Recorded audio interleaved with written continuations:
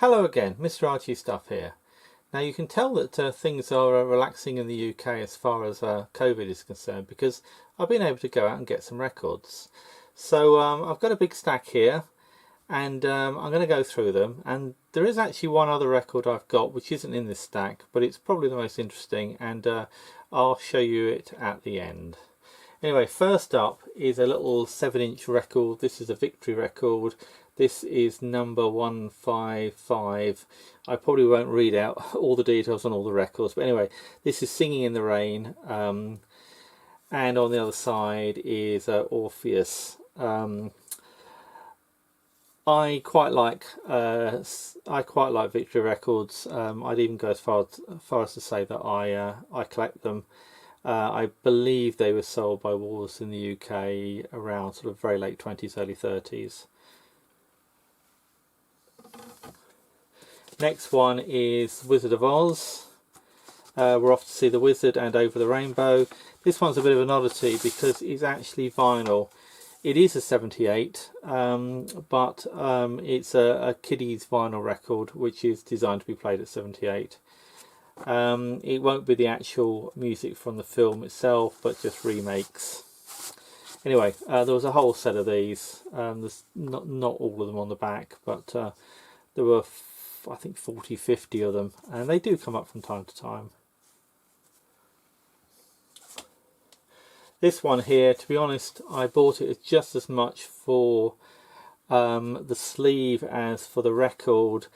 It's Agent for Academy gramophones. I do actually have an Academy gramophone somewhere, which I've never put in a video or talked about, and I will do one day. So I bought it for that reason. The record inside is actually let's have a think. Let's just check. I think the first side is Rockabye Your Baby with a Dixie Melody, and on this side is California Here I Come. It's an Al Johnson record. I'm not a huge fan of Al Johnson, but yeah, I did quite like the sleeve, and I thought the record was probably worth picking up.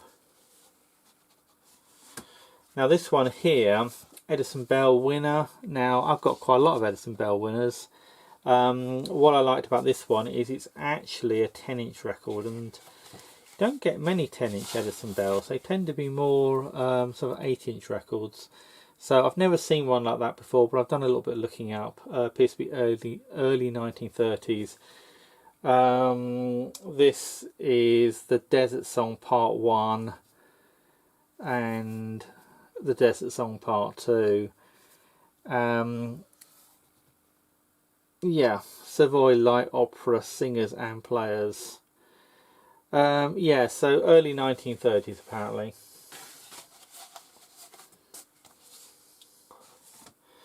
Now this is a much older winner. Again, quite a nice sleeve. This has got to be sort of, I don't know, late 20s, I think. I think that's a H&V 101 or a 102. This is some sort of orthophonic type machine. Yeah, I really ought to know what that is, but off the top of my head I don't. The record is probably a bit older than that actually, and in some cases I did actually just pick up sleeves to go with the records, so they didn't necessarily live in these sleeves. Some of them were just sort of loose in the various boxes. But this is Christchurch Calls, Royal Military Band, and this is an acoustic record. This is probably a good 10 years older, if not more than the sleeve. But anyway, I do like a nice winner record, and that one is a very nice looking one.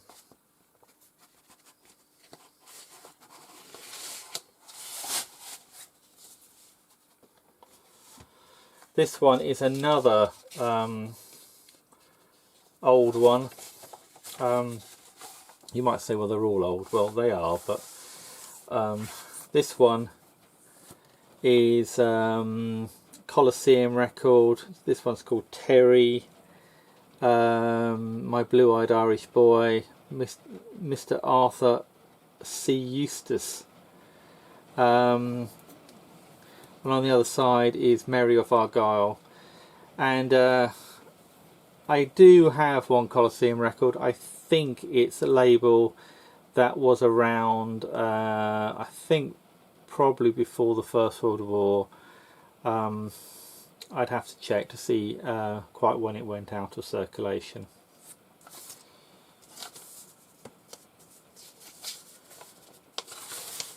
Now if you're hearing any noise in the background, it has actually started raining quite hard out there. This is a Rex record. This is Old Faithful, Hillbilly Foxtrot by Jay Wilbur and his band.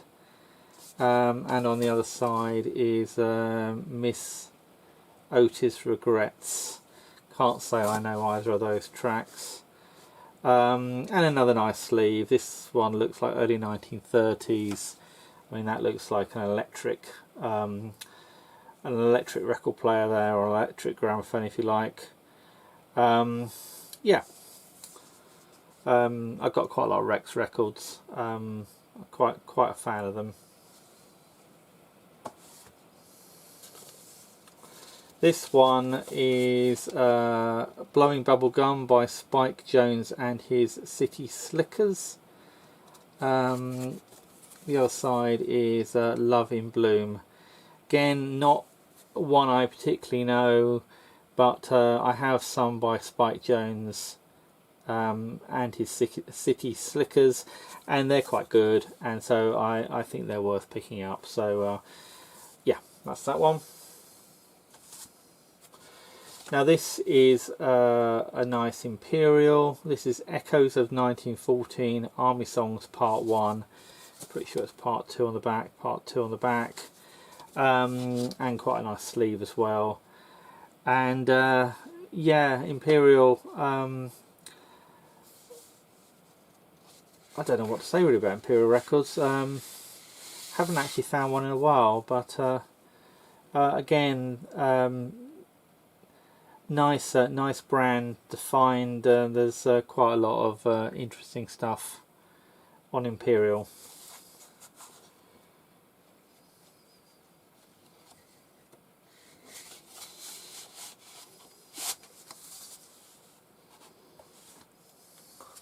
Now this is a bit of an oddity. This is the Christening and Brownie from When We Were Very Young by A.A. Milne, H. Fraser Simpson, George Baker, accompanied by the composer. I really don't know what this is, to be honest. I thought it might make quite a good test record. This is Lines and Squares and Vespers on the back by pretty much the same people. Yeah, really don't know. I'll have to give that one a play and see what it actually sounds like.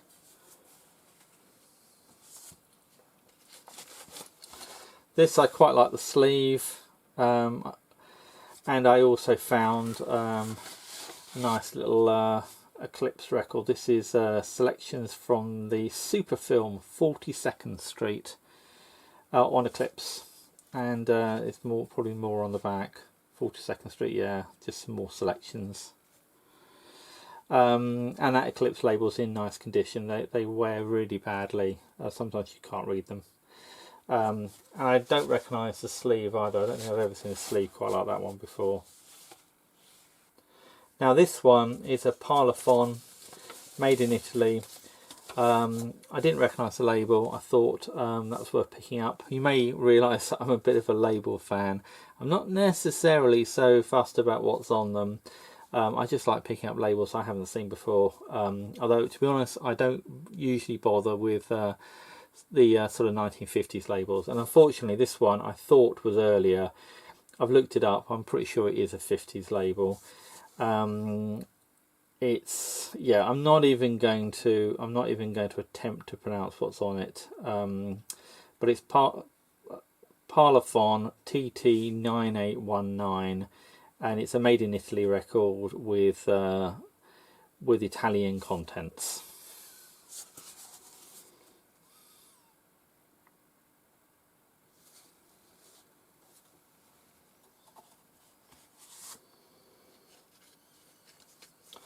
Now this is another Jelly Roll Morton and his Red Hot Peppers, or I think I did have a Jelly Roll Morton in the last pile of records I went through. This is Black Bottom Stomp. It's a Swing Music 1951 series number 3, and on the other side is Grandpa's Spells, which is number 4 in the series. Again, Jelly Roll Morton and his Red Hot Peppers. So that I think was worth picking up. And this one here is Cannonball Blues, also by Jelly Roll Morton and his Red Hot, or Jelly Roll Morton's Red Hot Peppers.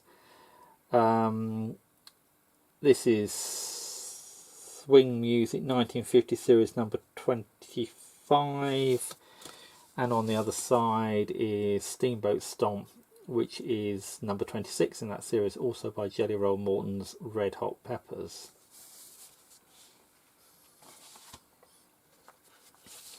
And this is another Jelly Roll Morton's Red Hot Peppers. This is Sidewalk Blues. This is number 5 in the 1952 series of Swing Music, and number 6 in that series is Dead Man Blues, also by Jelly Roll Morton and his Red Hot Peppers.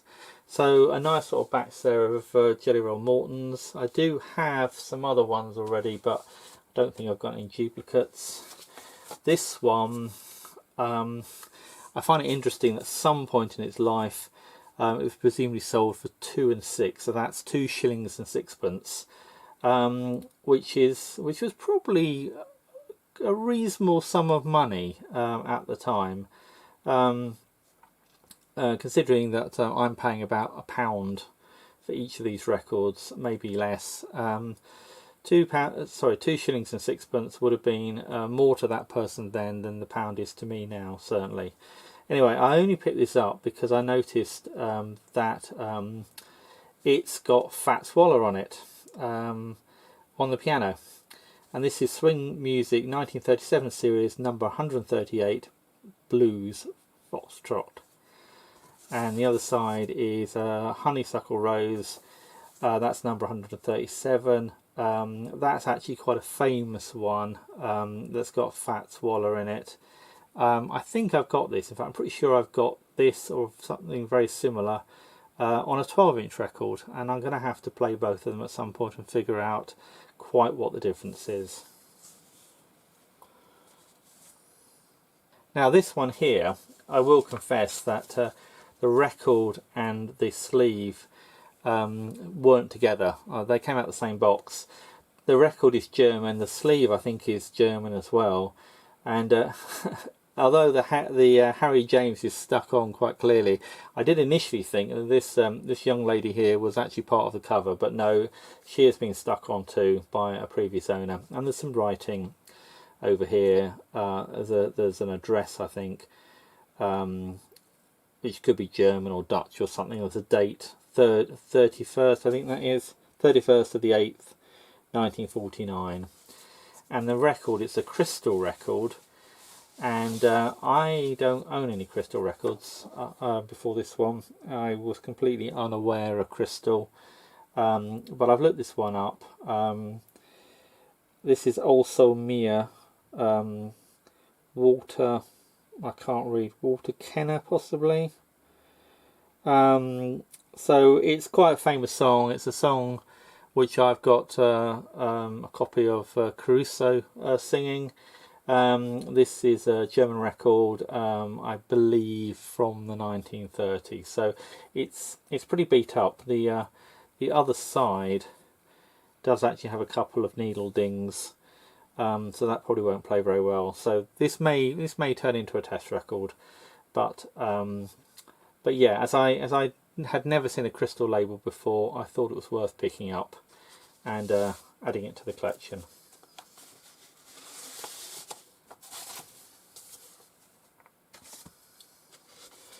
This one, Body and Soul, slow foxtrot with vocal refrain by the Manhattan Melody Makers. To be honest, I picked this up really for the sleeve, and also the rather nice Broadcast 12 label on it. I was a bit of a sucker for that, really. Looking at the machines, we're talking mid 1920s. These are very much the sort of machines around about 1925, I'd say. I think that's actually the B side. What is the A side? Oh yeah, High and Low is the A side. And interesting, there's actually a gramophone there. That is not an Edison Bell. That is actually dulcetto, but it's the same configuration as the Edison Bell portable that I bought last year and have yet to actually do anything with. Now this record here, if you're in the UK and you're buying 78s, every so often you will come across a box of records like this, and to be honest, your heart probably sinks at this point, because these sort of records, these 12-inch red label HMVs, are some of the least collectible records around, and they were pricey at the time, and they were expensive records at the time, but they're full of the sort of music that if you want to listen to it, you'll probably listen to a more modern recording or a better recording. You probably won't want to listen to an old HMV. This one I did pick up. This is your Hoodie Menuhin, who is a violinist, and I picked this up for the sole reason, actually, that it's got a blank reverse. It's a single-sided record, so if I just pull that out, you should be able to see it's just completely blank. It's got a sort of spiral groove in it, which I have seen on sort of test pressings and the like, but that's completely blank. The record itself, yeah, I mean that side is pretty much what you'd expect, and it's got number 1 written here, so I'm not quite sure what that is, and I'm also not quite sure what the actual date of the recording is, but the record physically, I mean, it feels like it's probably, I don't know, maybe it's 20s, maybe it's around 1930. It's in very good condition. It doesn't really look like it's being played. Maybe it's older than I think it is. But anyway, single-sided, and I buy single-sided records, so that got bought.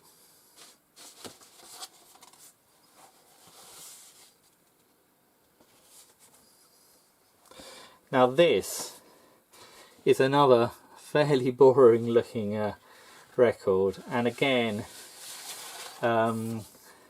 this got bought because it's single-sided, and this is a nice single-sided. This has got the gramophone and the angel on the back, and the actual record itself, this is Caprice Viennos, is it Viennos? Fritz Kreisler, and the author appears to be Kreisler as well, or sorry, the composer appears to be the same person. So this is a violin with piano, and this one, it feels heavier. Yeah, this is definitely an older record. Right, well that's everything in the stack. I'm just going to go and get the other one. Okay, so this is the last record. Now, I bought this in a record shop, but not from the record shop. And just to explain, I went to a record shop where there were literally thousands of 78s. I mean, there were thousands of vinyl records as well, but there were thousands of 78s, far more than I could possibly look through. So I was just literally pulling bunches of records out of boxes to see whether there was anything vaguely appropriate or vaguely what I wanted to buy. And anyway, when I got to the counter with my small haul, there was a guy there trying to sell this record to the shopkeeper, and the shopkeeper wasn't buying, I think because it was just too expensive and he didn't really know anything about it. But then neither did the seller, and to be honest, neither do I. So anyway, I think the seller was concerned that he was selling it to me too cheaply. I was concerned that I was buying it for too much money. But let's have a look and see what it actually is. So it's a Victor Backwing label, which I think is 1914 to 1926. The label appears to be hand typed, but it also is definitely being pressed onto the record I think it's being pressed onto the record when the record's being pressed. It's not a stuck on label. It is a single-sided record. It's one of the Victor sort of 10-inch records which just has a blank back. I think there might be an 8 or something there. And it has some numbers. I mean, it's got the same number there as is there, which is 52461. It's got this 7743 here. It's got different numbers down here. It's got a signature, but I'm not sure the signature necessarily is the signature of the artist. The artist is Corey Della Scala, who I've looked up and did record for Victor, but I can't find this actual record. So I'm not sure whether this was some sort of test pressing or custom one, special order one, or something like that. But it's certainly unusual. Whether it's valuable is another question entirely. But it's certainly unusual, and I do like unusual records. So yeah, there we go. That's certainly the most expensive 78 I've ever bought, and but certainly one of the more interesting ones as well. Anyway, there we go. That's all the records I've bought so far this month. Okay, well, I'd be very interested in any comments that you have. Otherwise, that's it for now. Thanks very much for watching. Hope you enjoyed the video, and please subscribe if you haven't already, and I'll see you in the next video. Bye for now.